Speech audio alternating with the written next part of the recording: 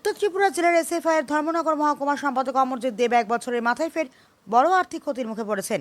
অভিযোগ, পানিসাগর মহকুমার উপতাখালী গ্রাম পঞ্চায়েতের 1 নম্বর ওয়ার্ড এলাকায় তার আড়াই কানি জমির ধানের চারা রাতের অন্ধকারে নষ্ট করে দিয়েছে একদল অজ্ঞাত দুষ্কৃতিকারী। পাশাপাশি জমি সুরক্ষিত বেড়াও ভেঙে ফেলা হয়েছে। তবে এই ঘটনার পেছনে রাজনৈতিক প্রতিহিংসার আগে ব্যক্তিগত আক্রোশ রয়েছে তা নিয়ে এলাকায় নানা প্রশ্ন উঠেছে। জানা গেছে আগামী 2-3 দিনের মধ্যেই ওই চারাগুলো জমিতে রোপণের পরিকল্পনা ছিল। সেই অনুযায়ী জমিও প্রস্তুত করে রেখেছিলেন অমরজিৎ দেব। মঙ্গলবার সকালে ক্ষেত পরিদর্শনে গিয়ে তিনি দেখেন পরম যত্নে তৈরি করা সমস্ত ধানের চারা সম্পূর্ণ নষ্ট করে দেওয়া হয়েছে। এই ঘটনার চরম দুশ্চিন্তায় পড়েছেন তিনি। অল্প সময়ের মধ্যে নতুন ধানের চারা সংগ্রহ করা সম্ভব হবে কিনা তা নিয়ে অনিশ্চয়তা তৈরি হয়েছে। সময় মতো রোপণ করতে না পারলে সারা বছর ফসল ও পরিবারের জীবিকা মারাত্মকভাবে ক্ষতিগ্রস্ত হবে বলে আশঙ্কা প্রকাশ করেছেন তিনি। উল্লেখ্য, প্রায় 1 বছর আগেও একইভাবে তার একটি কচু ক্ষেত এবং আগর গাছের একটি বাগান নষ্ট করে দেওয়া হয়েছিল। সেই ঘটনায় কয়েক লক্ষ টাকার ক্ষতি হয়েছিল বলে দাবি করেন তিনি।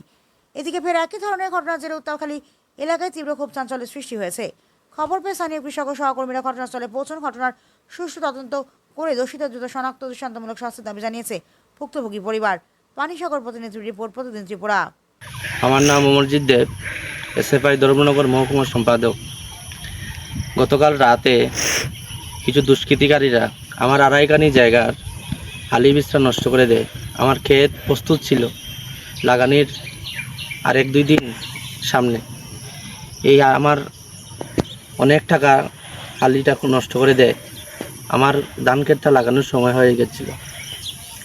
এর আগেও আমার মুখী ক্ষেত নষ্ট করে আগর বাগান 300 আগর গাছ কেটে ধ্বংস করে। এই ধ্বংসলীলা চালায় বারবার। এই ধ্বংসলীলার তীব্র প্রতিবাদ এবং ধিক্কার নিন্দা জানাই। এই দুষ্কৃতিকারীরা এই নিয়ে 2 বার আমার ক্ষেত খামারের ধ্বংসলীলা চালায়।